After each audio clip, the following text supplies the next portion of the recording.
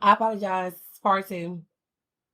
I had to stop the previous video because my daughter had called in the middle of my first video. And then I lost my train of thought. So I had to go back and play the video back so I can remember what I was saying. But like I was saying, I'm sorry. You always have a choice, right? You always have an opportunity to decide or discern who you want to be and manifest this or develop the person or being that you want to become. And so as I was saying in the previous video, before my video got cut off because my daughter was calling me for nothing, just to bother me. My mom instilled in me knowledge, right? She used to tell me like you could explore the world through books, and you can try different things and learn different things and try new things and be whatever it is you want to be. You did not have to be a product of your environment, and that was something that she was real big on. You don't have to be a product of your environment. I grew up in the hood. I had 3 other siblings. I was the youngest of my siblings. I wore hand-me-downs. I wore shoes with holes in them. There was a point in time where my mom couldn't afford to pay the bills. So we had a point in time where we was an adult for a couple of months and we was living out of a cooler. You know what I'm saying? There was a point in time where, my mom struggled. Like, we were homeless. My mom had lost the house and I actually lived on campus for a summer while my mom had to figure out where we were going to stay. And a lot of people didn't know that. Like, you don't have to broadcast your shortcomings or your tribulations or your trials and things that you go through. You don't have to broadcast those things. Just because you're going through a difficult time doesn't mean you have to look like you're going through a difficult time or act like you're going through a difficult time. That was something that my mother taught me, number 1. Number 2, she also taught me that you always have a choice. You always have a choice, right? Just because we struggled growing up or we had difficulties growing up didn't mean that we didn't still have the same opportunities awarded to us. It was harder, yes. However, it didn't mean that we couldn't get to it or we couldn't be exposed to it. It was all a matter of your mindset and your thinking and what you chose to expose yourself or put yourself around. Now, I've seen people get shot and killed in front of me over frivolous things. I've seen people get robbed in front of me. I myself personally got robbed. You know what I'm saying? It's so many things that has happened to me in my life. However, it did not dictate or determine who I became. It played a part in it, yes, because it was an exposure. Okay, I don't know what that was. It was an exposure or experience that I had endured. However, it didn't make me. It helped to shape and mold me. However, I also always had a choice, even down to being in a tumultuous relationship or tumultuous marriage. My marriage wasn't always great, but it wasn't always a hardship either, right? And in that process of being in that relationship, I always had a choice. I just didn't know what choices I had until I made them, until I took the opportunity to step out there and step out on faith. Now, I bring this up because as I was explaining to my son, because my son was like, and I told him, I'm like, I'm not throwing him no pity party. Like, I don't give a flying Batman what the fuck you're going through. No disrespect. I mean, it's not funny, and I don't wish no ill will, hurt, or harm on anybody that's going through something. However, you also have to understand that whatever decision choice you choose to make, it's also karma attached to that. Like, there's a good side and there's a bad side. Like, if you're in a situation and you just negative, all you doing is attracting and drawing more negative to you. If all you're focusing on is the negative part of it or the negative aspect of it, then that's all you're going to get. Because you are a magnet. So you are magnetizing for negative things to happen to you, for negative shit to happen to you, for you to constantly be around negative things. You have to change your perspective. You have to change your point of view, and not just outwardly, but inwardly. When you start changing your perspective inwardly, how you look at yourself, how you perceive yourself, how you show up, your characteristics, your personality, your vantage point, your point of view. Like, because my son was like, I swear I didn't want to talk to you. He was so quick and ready to like cut the whole conversation. And I'm like, no. Why would you say that I have this stance? I want to be enlightened. Enlighten me, educate me to how you perceive and how you see things. And he's like, well, Mom, whenever I talk to you, you seem to have this bitterness towards my dad in regards to like your whole thing. And like I explained to him, I said, well, it's not a matter of me being bitter to him.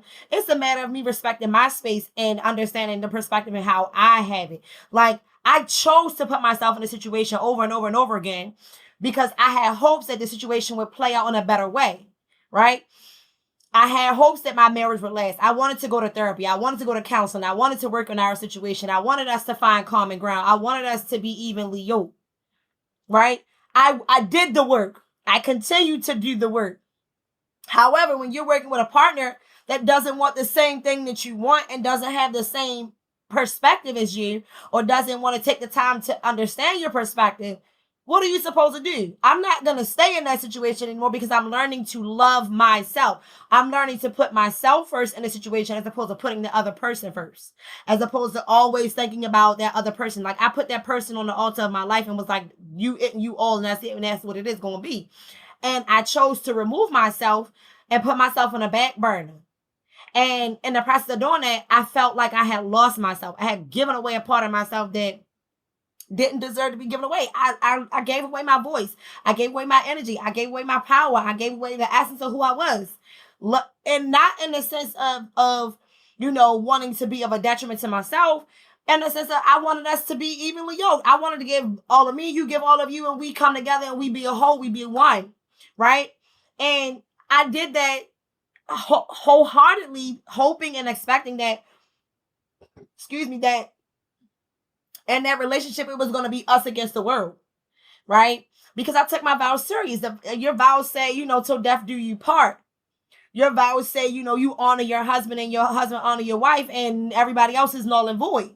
And so it's like, I honored my husband. I don't want nobody in my relationship. This is between me and you. So if I got beef, the beef gonna be with you because me and you the only one in this situation. I want us to be on the same page. I want us to, hey, look, you did this to me. I didn't like it when you did this to me. This is going forward. How can we situate this so it can be better?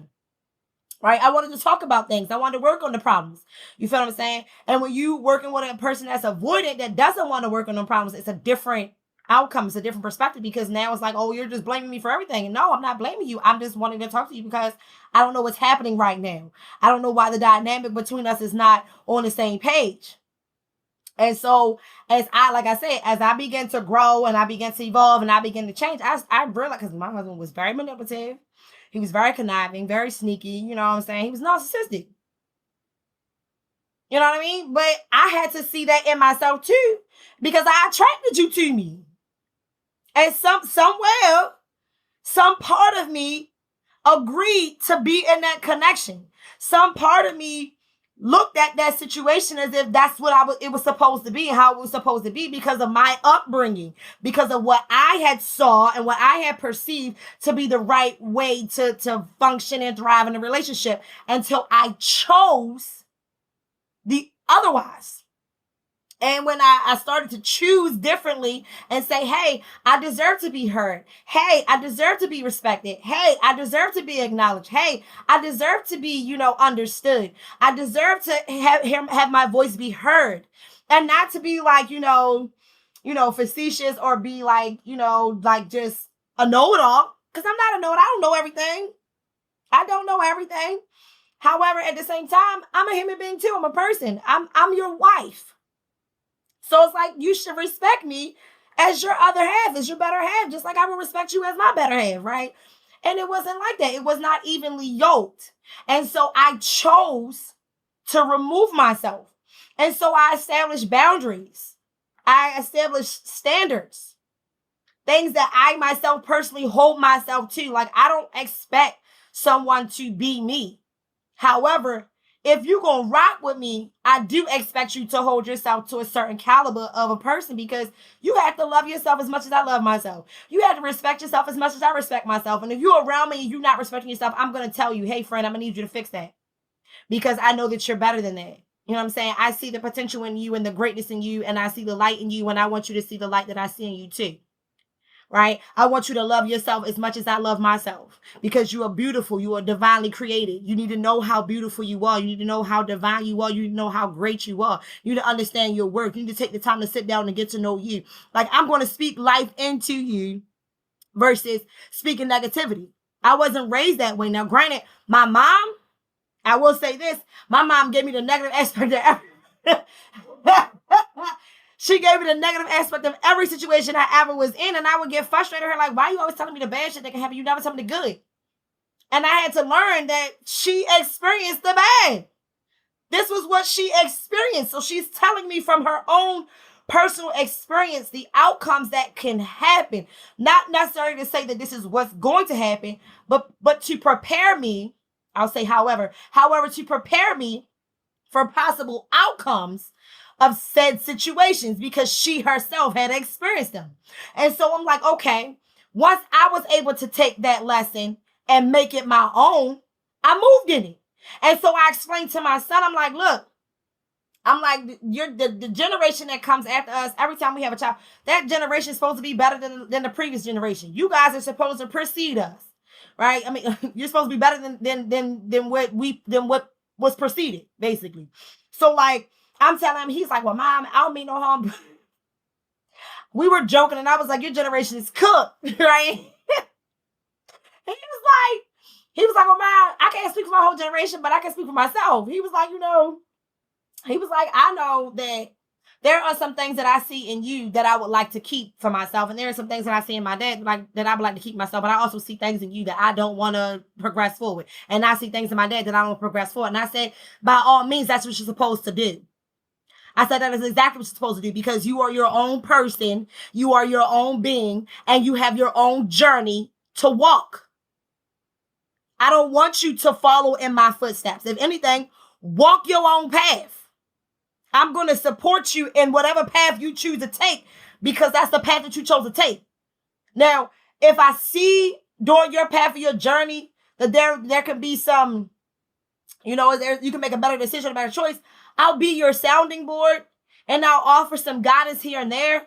However, I'm going to let you walk yours and make your decision for yourself. Just like, when my ex-husband and I butted heads and didn't see eye to eye, I didn't turn against him and towards my kids and be like, oh, your dad ain't shit, da, da, da, da, da, da. I would tell them, your dad treated me this way. That doesn't mean he's going to treat you the same way that he treated me because your dad loves you, right? I would tell them that your dad loves you. Your dad honors you. Your dad, wants what's best for you, just like I want what's best for you. However, I don't want no parts of that.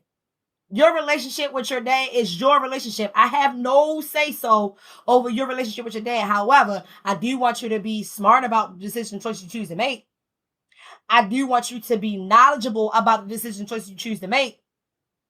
I do want you to have your own mind and not be so easily swayed by outside influences. And that includes myself and your dad. You know what I'm saying? And so it's just like, we as people and we as human beings need to understand that. Like, we pay for the sins of our mothers and our fathers. Like, I really had to sit down and like really play my tape back. And not only play my tape back, but then really take into perspective my mom's tape. And then take in perspective my grandmother's tape. And then taking the perspective of her mother's tape. And then taking the perspective of her mother's tape. I'm looking at the maternal line and all of the traits and all the qualities and all the behaviors and all the shortcomings, all the shit that my maternal line went through. And I'm watching myself go through the same shit. And I'm like, pause. At some point in time, something got to be different. And it's funny because the stuff that my grandmother went through and that my mom went through, I went through the same shit. The only difference is I went through it faster. I went through it at earlier ages than they did. I came to have a different perspective than them at certain ages. So it was like I matured fast. I grew up fast because I hung out with older people anyway because I wasn't allowed to really hang out with the other kids. And that's a story for a different day. But like I told my son, you don't ever have to be a product of your environment, and you cannot make excuses for the decisions and choices that your parents chose to make, because at the point in time when your parents or whoever raised you made those decisions, they did what they thought was the right thing to do for you, to you, and by you, based off of their conscious awareness, their level of understanding. It doesn't mean that the decision choice they chose to make was the right decision choices. They did what they thought was the right thing to do at that point in time because that's where they were at, conscientiously alert and aware at that point in time. So you got to forgive them. Like the scripture says, Father, forgive them for they know not what they do. Like, you have to forgive people for their transgressions against you because they might not see that they are transgressing against you. They may not see it or perceive it as such. They may perceive it and see it as, oh, I'm just being myself, or this is how I see the situation, or this is what I think it should be done, or this is how I know it to be true. Right? This is what I was taught.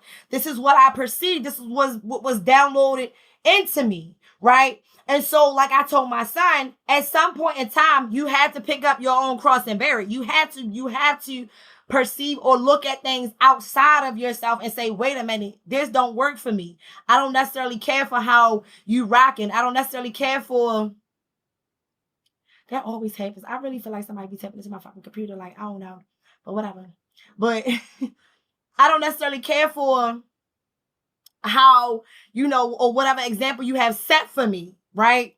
Like, this not my story. I'm not rocking with that. I'm not rocking with that, with what you giving me. Like, okay, I hear you. I hear what you're saying. I understand, or I perceive your perspective, but that don't mean that I agree with you. At some point in time, you have to have your own mind to think, act, and feel and know for yourself. At some point in time, you have to strap on your bootstraps and be like, look, I choose to do this way. Like, a lot of us become stubborn, especially when we teenagers. We get that know-it-all syndrome where we know everything and we're going to do things the way we want to do it. And so that's not a bad thing. That's not a bad stance to have, because at that point in time, you're learning and you are growing into your own person. You are becoming your own individual self. You are just beginning or starting to take a stance and your individuality. And so now you're beginning to pick and choose between, like, what you grew up in and what you perceived as the right, like, you started to kind of build your own moral compass in essence, right? And so I told my son, I'm like, I pray to God that you don't be like me and your dad. Like, I want better for you. And so, like I told him too, though, excuse me, you can't, like, I'm not going to say you can't empathize and sympathize for your parents or those who came before you, who preceded you, and the lessons and things that they gave you. I'm not going to say, like, just disregard them or disregard what they went through, or disregard how they were exposed to certain things or whatever the case may be. I'm not going to tell you disregard it, or like disregard their feeling about it, or just the shaping and molding of them. However, at the same time, like I explained to my son, we always had a choice. You always have a choice. So, yeah, I had a tumultuous upbringing, but that didn't mean I had to have a tumultuous life. Yeah, I experienced trials and tribulations, but that didn't mean that, I had to, go down the deep end or get hooked on drugs. Like, and the best way I can describe it is, like, I watched several of my uncles be hooked on different types of paraphernalia, right? I watched several of my uncles go through this, like, be drunk, you know what I'm saying, or shooting up, whatever. I watched them go through the things they went through, all the while knowing the household that they was raised in. My grandmother was very strict. She didn't play that shit. You're going to clean up. You're going to cook. You're going to make sure your little siblings doing X, Y, Z, P, D, Q. She ran a really strict household. And she didn't play that. So it's like you watched it, and then it's like it's crazy because I watched them, they say you spare the rod, you spoil the child. I watched my uncles and them get out into the world and do their thug thizzle thing and get caught up in all kinds of craziness and be hooked on all kinds of what. And then I watched them actually also get clean.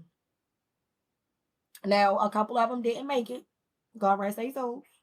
However, I watched them learn and transmute that energy. I watched them take what they were exposed to at an early age and what they had gained through the experience that they had lived through.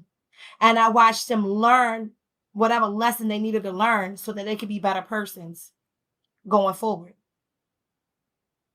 Same thing with my mom.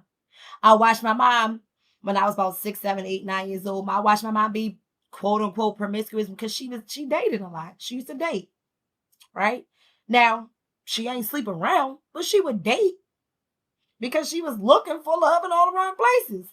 And once she finally started to learn and know her worth, she cut that shit out. You know what I'm saying? She wasn't no Oh, she didn't play that. She's like, I have children. I have a roof. I need a roof over my head to make sure my kids are good. My mom worked. She bust her ass to make sure we had what we needed. Oftentimes going without. There are many times my mom was my best friend, I'm trying to tell you.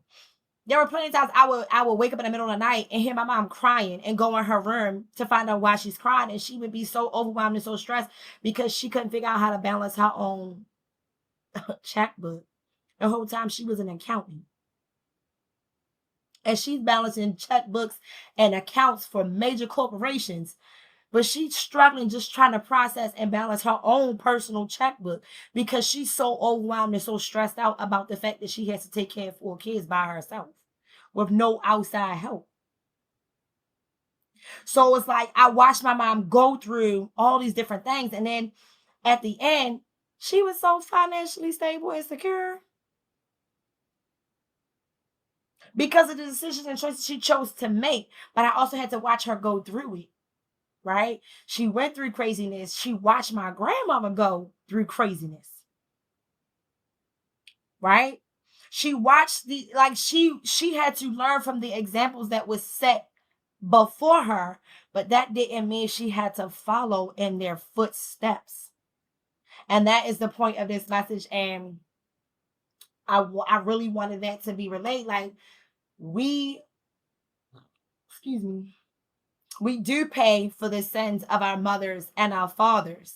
However, in paying for the sins of our mothers and fathers, we pay for it through the decisions and choices that we choose to make by the conscious awareness and the accountability and our choices.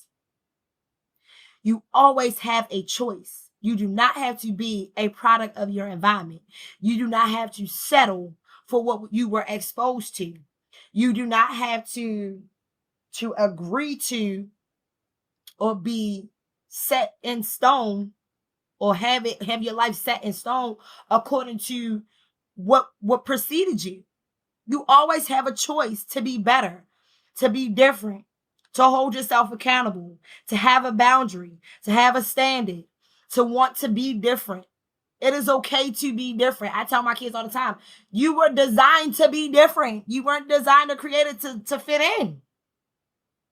That's where we all get messed up anyway, trying to fit in. When you weren't designed to fit in. If we were designed to fit in, we would all be robots and we would have the same program and the same design. We would all look the same. There would be no differences in us. We wouldn't have certain characteristics or traits. We will all be programmed the same way. We will all look the same way. We will all sound the same way. We will all act the same way. How mediocre and boring would that be?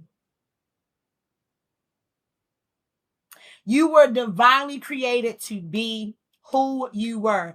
Your soul chose to take the genetic processing and downloading of whatever attributes or things of your parent on your mama's side and on your daddy's side. And your soul chose to combine them two and say, hey, I want to take this, that, third, and this, that from my mom, and this, that, third, and this, that from my dad, and I want to put it together in this way, in this formation, and I want to experience XYZ PDQ by this age, and I want to experience XYZ PDQ by that age, and this is how I want it to happen, and these are the persons or things that I want to be in connection with. And then Source was like, okay, I agree, and y'all agreed, and that was your soul contract, and boom, you here. Right? So if your soul, your spirit can be so conscious, Lord, and aware to agree to that soul contract and adhere to it, why can't we do it in the living? Your soul already knows where to go. Your soul already knows what to do. The problem is we don't listen to ourselves. We so busy listening to what everybody else has to say, and we so distracted by what everybody else has to say that we lose sight of who we are. The purpose of being here is to get to know you and how you react and how you respond to outward stimuli. Your power lies within. Your greatness lies within you. Your greatness is who you are and who you are created to be. There is nobody else like you. There's only one you. No matter how much somebody tries to imitate or mimic you, or carry your energy or hold. Nobody can hold space like you hold space. So understand and know your level of space that you can hold. Understand and know your energy. Understand and know your mind. Understand and know your heart. Understand and know your body. Understand and know your soul. Know yourself. Know thyself. Know thyself. Meaning, I know for a fact I'm not going to go over here and be with Tommy, Katie, Catherine, and Sue and them when I know they outside on the corner chilling or they in the club getting high or drinking or whatever the hell they doing. That's not my thing. I'm not rocking with them. Like they say, birds of a feather flying together. I ain't tweeting with them. I'm not tweeting with them ninjas. You feel what I'm saying? I'm going to put myself in an environment to be around people that are more like me.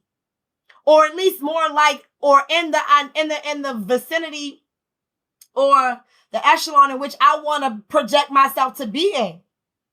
Right? So you have a choice. Know that. Just because you were exposed to an environment or you're constantly around that environment does not mean that you had to absorb what you are exposed to or what you are around. You can decide and say, hey, I see what's going on. Hey, I see where I am. Hey, I get this environment, but this is not for me. And if I have to be here, then I'll be in this space. However, I'm going to be my own person in this space. You always have a choice to be yourself. That's why I always end my messages with, to thine own self be true. And so I'm going to end this message right here with that note. To thine own self be true. Know thyself. Know thyself. Take the time to sit down and get to know you. Just because you are around these things or these things does not mean you have to be a product of your environment. Because you are better than that. And so you need to take the time to get to know that you are better than that. And that you deserve better than what you have put yourself or what you have been exposed to. You got to take the leap of faith. You got to trust in yourself. You got to believe in yourself. You got to put more courage and wisdom and faith in yourself than anything else out here or around you in this world. You got to be your own cheerleader sometimes, and you got to be your biggest cheerleader. Okay? Remember that power, life, and death is in the tongue. So when you talk down on yourself or you mistreat yourself or you have negative self-thought or negative self-worth or negative self-esteem or whatever the case may be, whatever, negative self-talk, all of that, you are demeaning and degrading yourself. That means you don't love yourself. You got to love yourself. You got to tell yourself you're beautiful. You are your own best friend. You got to get to know yourself first so that you understand and know how to get to know other people. And I know for me, like for other people, because I know I was getting ready to end it, but you got to understand how to have a relationship with yourself so that you can have a relationship with people outside of you. And if you don't listen to you, if you don't respect you, if you don't honor you, how can you listen to, expect, or honor somebody else outside of you? Why shrink yourself? You don't have to. So I heard the saying, I just heard this, and I'm going to end it for real. It say, treat yourself, don't cheat yourself. Message. So I'm gonna end this message here. I am going to see if I can figure out how to connect this message to the previous message because my video got cut off and I had to make a part 2, and I really don't like splitting the videos because I noticed that people don't watch it when it's split, like part 1 and part 2. So I'm gonna try to figure out how to connect or combine the 2 videos. If I can do it, wonderful. If not, then it's just going to have to be part 1, part 2. I told you I don't know how to edit, so I'm learning. So that is a verbal disclaimer. So sorry, but not sorry. And with that being said, I'm going to end it for real this time. And I'm going to always say to my light bugs, remember, to thine own self be true, light bugs. Peace.